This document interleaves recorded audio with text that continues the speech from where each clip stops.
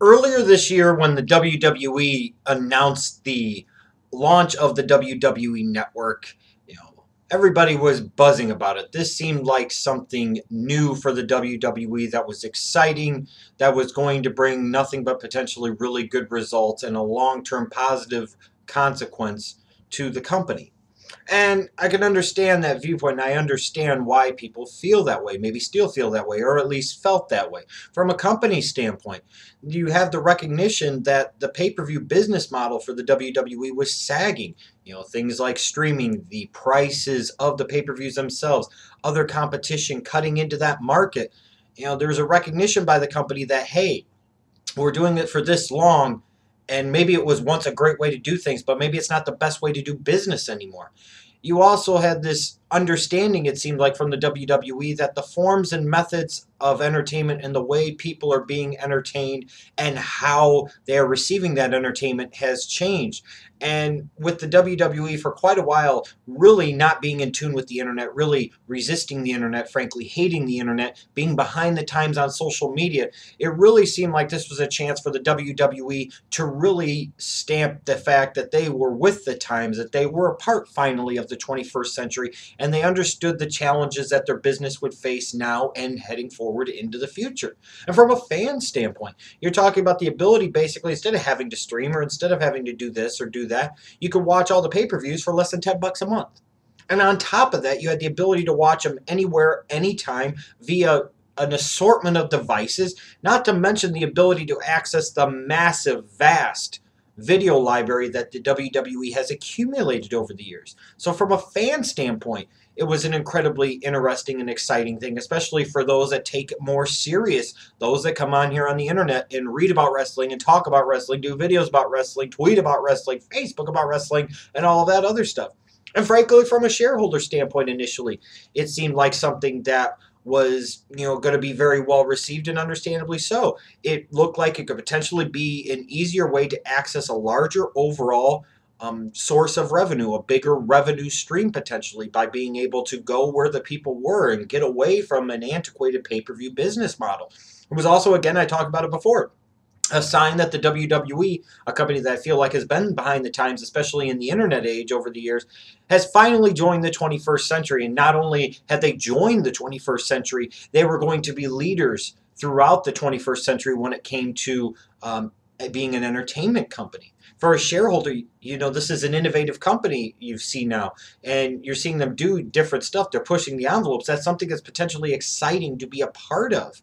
It's new, it's exciting, and that new and exciting type of aura and atmosphere that the WWE was creating in the early part of 2014 makes it exciting to be a part of what the WWE is doing, because you have all of this eternal optimism, and we're going to get this many subscribers, it's going to equate to this much revenue. So it creates an exciting kind of bubble for people in the company, fans of the company, shareholders of the company, to all kind of live within and commingle and coexist and be kind of in a somewhat state of euphoria or glee or utopia, if you will. However, now you have to start wondering if the WWE Network is really a good thing. I know I did a video before talking about to hell with the WWE Network, but then I did a complete analysis of the WWE Network and talked about how this could be a good thing and this could be a positive thing, and it very well could still be. However, there are some things that really concern me, and there are some things that really make me wonder long term, not so much just in the short term, but in the long term, 12, 24, 60 months down the road, and even farther down than that. Is this WWE Network really going to be a good thing for the WWE? I'm not completely sold on it. I'm not fully sure. It's kind of like, for me, the WWE kind of put the cart before the horse. And what I mean is that after all these years of being behind the times and rebelling and resisting the internet and, fighting against the internet and not really understanding it, it was like just as the WWE, through their use of social media, was just maybe starting to finally understand it, that they leaped ahead several steps and said, now, instead of us being behind the times and just starting to catch up with the times and understanding how the internet age really works and how the internet world really operates, we're going to be freaking leaders of the pack. We're going to set a new standard, and we're going to lead a new direction going forward for sports and entertainment companies all around the world. It really felt like the WWE was maybe being a bit too ambitious, and they were really putting that cart before the horse. Now, there's nothing wrong with ambition. You have to have ambition in this world, I think, to ultimately accomplish or achieve anything. But you can also have outlandish or ridiculous ambitions. And some might say, well, there's no such thing as a ridiculous ambition. Well, I tell you what, I might be ambitious enough to want to bench 500 pounds in 3 months, but I doubt 10 years from now, even if I lifted every single day, that I would ever be able to do that. Let's just be perfectly realistic. It's not happening. You can't put that cart before the horse. You can't sit there and say, we really don't like the internet and we really don't understand it, to now we try to overcompensate, overcorrect, and plunge too much into it. Again, spending millions of dollars on tout, something that the WWE apparently didn't think through very well and didn't really understand that there was just no real appeal to the product. Losing millions there again, trying to overcompensate, putting the cart before the horse. And now they're sitting here and trying to lead the field. And this is something that was talked about for years. The WWE openly discussed for years. You had reports about it for years. It was like it took forever. And that was a bit concerning to me. This is something that was an ambition of theirs, a goal of theirs as a company, and it was taking forever, and it felt like they really didn't know where to go with it, and they really didn't have a plan for it. They really didn't have a consistent, clear, concise direction for it. And when you see those things coming from a business, it's scary. So when it did finally come to be that they were going to finally do it, and here is the WWE Network, it took forever to get there. And then it felt like it was rushed. It was all of a sudden, here's the announcement in January. Oh, and by the way, the network's starting up next month.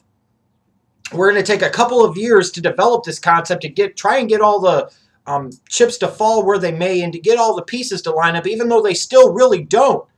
But now we're going to rush it. Instead of spending months and months building up to this, we're going to give it about 6 freaking weeks. We're going to hot shot through this because we want to get an initial buzz about our product, and we want to get an initial surge in our stock price in the first fiscal quarter of 2014. That's what it really felt like. A company that took forever to do something and then rushed it and hot shotted it.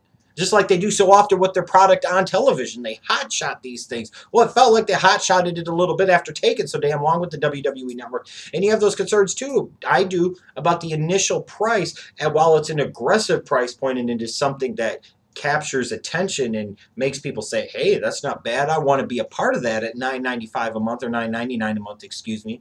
You have some questions, as Dana White kind of pointed out. Could that initial price potentially undermine the product? Could it undercut the quality of the product?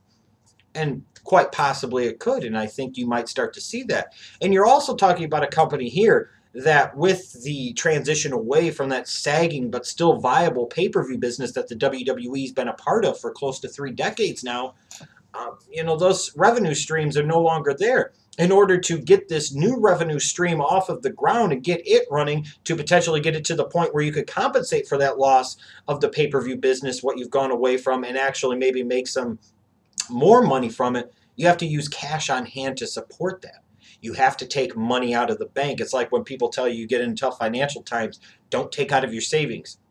Don't take out of your 401k, because short term it might seem like the good thing to do, but it's never a good thing for the long term. You can't get that money back. It is gone, never to be known again, and you've lost the opportunity to do this, that, and everything else with it. Now, sometimes situations dictate that you have to do that and you have to deal with the consequences. And maybe here, this is an example of having to use that cash on hand by the WWE to support this initially, and maybe that is a necessary evil. But if you see a company starting to have to deplete its cash reserves and its cash on hand, eventually that could become worrisome, because what happens if the business sags or an unforeseen circumstance happens and the bottom drops out, and all of a sudden that cash on hand that you were saving for that rainy day or that tough period is no longer there? Then what do? Then you start going into debt as a company, which is something the WWE hasn't really had to worry about for a very long time because of that huge cash reserve that they have on hand. But you have to continue to dwindle through it to pay your shareholders their dividends. You have to dwindle through it to support the WWE Network. It could potentially create a big long-term problem. And you're also talking about, to me, with this WWE Network, a focus on a quantity-based business. Because instead of charging $50 for a pay-per-view to maybe 200,000 people, maybe 150, 125,000 of them domestically, now you're trying to get maybe 1 million people domestically and another 1 to 1.5 million people overall worldwide to plunk down $9.99, excuse me, a month for this WWE network. You're gambling that you're going to get more with more. And the concern is instead of, yeah, maybe the audience was dwindling here, but it was still a big enough audience at the number that you were producing. Now you have the cost of putting on these live events, these pay-per-views, these special events as they're called, but you have to draw from so many more potential people, and it creates so many different issues along the way. So again, a quantity-based business model when your actual audience is dwindling is a bit of a questionable strategy in my opinion. Not to mention the fact that when I talked before about it took forever and then it felt rushed and they were putting the cart before the horse. If you're a company like the WWE, an entertainment brand, a conglomerate, if you will, that is trying to establish themselves and maintain themselves and grow themselves as an international entertainment brand, how could you roll out this WWE network without having access to places like a Canada or a Mexico or South America or the United Kingdom or the rest of Europe or Asia or Africa or Australia?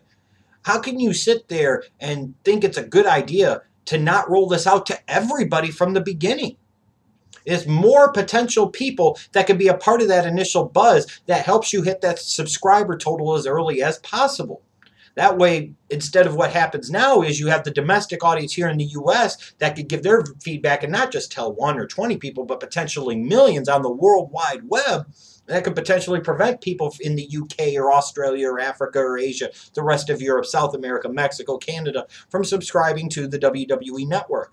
So that lack of having instant international availability is something that really concerns me and makes me wonder again if this WWE network is really a good thing for the WWE.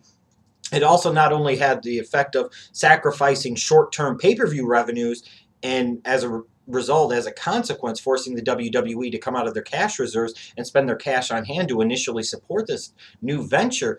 It led to a long-term negative impact on the relationship of the WWE with networks and the cable and satellite providers. Now, maybe that's something sometimes you have to rock the boat, and sometimes the business changes that you're in, and you have to, make enemies out of former friends, and you have to change your bedfellows and kick the bedfellows out. But again, that is a huge inherent risk because, if this doesn't go well, it's not going to be easy to just go back to them. It's not going to be easy to go back and say, hey, we want this back and we want that back. You're not going to have the leverage. Leverage is key. Leverage is everything in the business world. And if you don't have that leverage, you have nothing. And if the WWE network doesn't work out for the WWE, they no longer have that leverage. They have to come crawling back on their hands and knees. And then can they really even go back? They've really created themselves, to me, a concerning thing in the sense that there really is no point of return. There's no going back. If this network doesn't work out, it will be a disaster. It's just not like they can go back to just charging $50, $60 for a pay-per-view again. Now people that actually have bought the network for $9.99 a month see this and they're like, why? I've been paying for this. I've gotten all of this. Now I'm going to sit there and pay this and I'm not going to get all of this shit. I'm only going to get the pay-per-view and that's that. There's no point of return. The WWE could have went left or they could have went right. And they went right and there's no way to come back. It's a one-way street. There's no way to reverse track and go back down the fork on the road to the left. They have put a lot of eggs in an unsturdy basket. And they've put a lot of eggs into something that I'm not sure that they are completely and fully aware of. And I'm not sure that this company has the long-term strategy and business plan to make the WWE network a success. So from a lot of fan standpoint, when this was rolled out, I understood why a lot of people were excited about it. I understood why the company was excited about it. It is potentially exciting. I understood why shareholders were initially excited about it. Again, it's something that is potentially very exciting. But there are a lot of concerns and a lot of questions that go along with it. And at the end of the day, you really have to ask yourselves, long term, is the WWE network really a good thing? Just because you get all the pay-per-views and all this other video library at your fingertips wherever you can watch it for $9.99 a month doesn't necessarily mean that's a good thing for business.